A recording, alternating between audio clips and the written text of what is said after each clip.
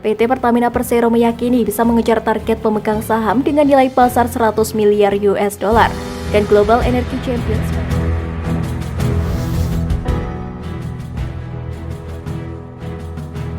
Buktikan kepada dunia perusahaan RI bakal tembus valuasi mencapai 100 miliar dolar AS.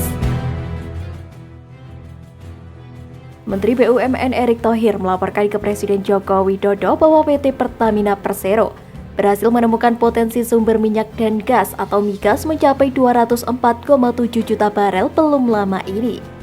Temuan ini bisa menambah cadangan migas nasional. Erick mengatakan temuan ini sekaligus menambah potensi bisnis bagi perusahaan minyak raksasa nasional itu. Pertamina tengah menargetkan peningkatan hasil penjualan dan keuntungan dari migas sampai 2024. Erick melanjutkan valuasi 100 miliar US dollar hari ini diperkirakan agar Pertamina dapat meningkatkan posisi di dalam daftar Fortune Global 500. Daftar ini berisi perusahaan-perusahaan dengan valuasi terbesar di dunia. Saat ini Pertamina sudah masuk dalam daftar tersebut dengan menduduki peringkat ke-287. BUMN migas itu berhasil masuk Fortune Global 500 karena memiliki nilai pendapatan sebesar 41,47 miliar US dollar per akhir 2020. Sementara nilai labanya sekitar 1,05 miliar US dollar pada periode yang sama. Untuk itu, Erick ingin pembukuan pendapatan dan laba Pertamina bisa meningkat dan membuat perusahaan terus bertengger di Fortune Global 500. Lebih lanjut, Erick menjelaskan pengembangan bisnis Pertamina ke depan sudah dipetakan dengan membentuk 6 subholding di perusahaan. Terdiri dari subholding upstream, refinery and petrochemical, gas, power and renewable energy, commercial and training, dan integrated marine logistik. PT Pertamina Persero meyakini bisa mengejar target pemegang saham dengan nilai pasar 100 miliar US dollar dan Global Energy Champions pada 2024. Keyakinan tersebut usai perseroan menuntaskan proses restrukturisasi melalui penandatanganan sejumlah dokumen legal atau legal entity awal September lalu.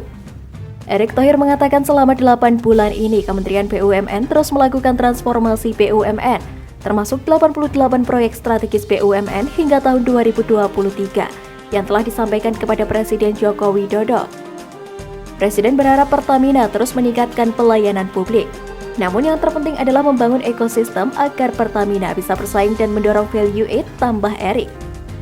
Dia juga mengingatkan agar lompatan-lompatan yang sudah dikerjakan saat ini tetap terjaga dan juga sesuai dengan 5K Performance Indicator di Kementerian BUMN, yakni menyeimbangkan antara korporasi dan pelayanan publik, kembali pada core business dan menjadi excellent, inovasi digital dan R&D untuk menjadikan Pertamina teknologi company, serta transformasi human capital.